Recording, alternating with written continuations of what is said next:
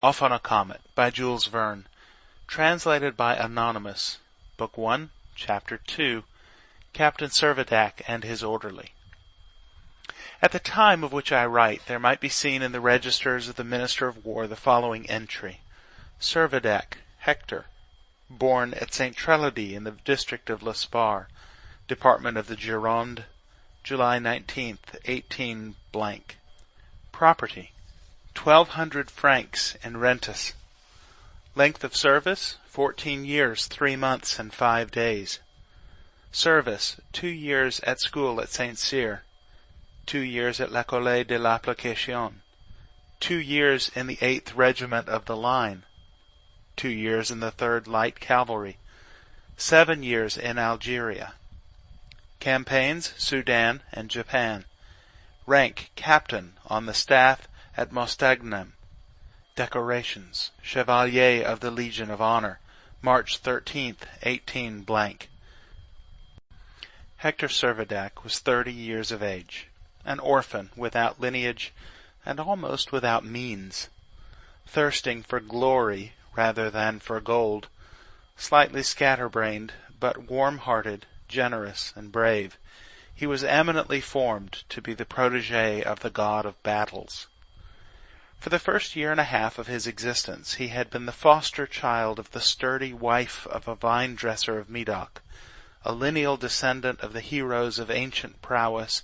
In a word, he was one of those individuals whom nature seems to have predestined for remarkable things, and around whose cradle have hovered the fairy godmothers of adventure and good luck. In appearance, Hector Servadac was quite the type of an officer. He was rather more than 5 feet 6 inches high, slim and graceful, with dark curling hair and mustaches, well-formed hands and feet, and a clear blue eye. He seemed born to please without being conscious of the power he possessed. It must be owned, and no one was more ready to confess it than himself, that his literary attainments were by no means of a high order. "We don't spin tops" is a favorite saying amongst artillery officers, indicating that they do not shirk their duty by frivolous pursuits. But it must be confessed that Servadac, being naturally idle, was very much given to spinning tops. His good abilities, however, and his ready intelligence had carried him successfully through the curriculum of his early career. He was a good draftsman, an excellent rider, having thoroughly mastered the successor to the famous Uncle Tom at the riding school of St. Cyr, and in the records of his military service his name had several times been included in the order of the day. The following episode may suffice in certain degree to illustrate his character. Once, in action, he was leading a detachment of infantry through an entrenchment. They came to a place where the side work of the trench had been so riddled by shell that a portion of it had actually fallen in, leaving an aperture quite unsheltered from the grape shot that was pouring in thick and fast. The men hesitated. In an instant Servadac mounted the side-work, laid himself down in the gap, and thus filling up the breach by his own body, shouted, "March on!" And through a storm of shot, not one of which touched the prostrate officer, the troop passed in safety. Since leaving the military college, Servadac, with the exception of his 2 campaigns in the Sudan and Japan, had always been stationed in Algeria. He had now a staff appointment at Mostaganem, and had lately been entrusted with some topographical work on the coast between Tennis and the Shelif. It was a matter of little consequence to him that the gourbi, in which of necessity he was quartered, was uncomfortable and ill-contrived. He loved the open air, and the independence of his life suited him well. Sometimes he would wander on foot upon the sandy shore, and sometimes he would enjoy a ride along the summit of the cliff, altogether being in no hurry at all to bring his task to an end. His occupation, moreover, was not so engrossing but that he could find leisure for taking a short railway journey once or twice a week, so that he was ever and again putting in an appearance at the general's receptions at Oran, and at the fêtes given by the governor at Algiers. It was on one of these occasions that he had first met Madame de Lay, the lady to whom he was desirous of dedicating the rondo, the first 4 lines of which had just seen the light. She was a colonel's widow, young and handsome, very reserved, not to say haughty in her manner, and either indifferent or impervious to the admiration which she inspired. Captain Servadac had not yet ventured to declare his attachment. Of rivals he was well aware he had not a few, and amongst these not the least formidable was the Russian Count Timascheff. And although the young widow was all unconscious of the share she had in the matter, it was she, and she alone, who was the cause of the challenge just given and accepted by her two ardent admirers. During his residence in the Gourbi, Hector Servadac's sole companion was his orderly, Ben Zoof. Ben Zoof was devoted, body and soul, to his superior officer. His own personal ambition was so entirely absorbed in his master's welfare that it is certain no offer of promotion, even had it been that of aide-de-camp to the Governor-General of Algiers, would have induced him to quit that master's service. His name might seem to imply that he was a native of Algeria, but such was by no means the case. His true name was Laurent. He was a native of Montmartre in Paris, and how or why he had obtained his patronymic was one of those anomalies which the most sagacious of etymologists would find hard to explain.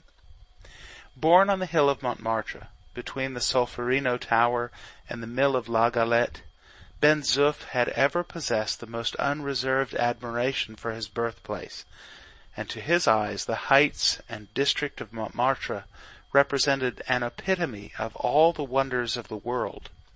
In all his travels, and these had been not a few, he had never beheld scenery which could compete with that of his native home.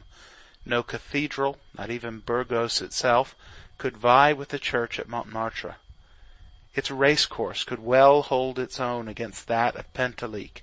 Its reservoir would throw the Mediterranean into the shade.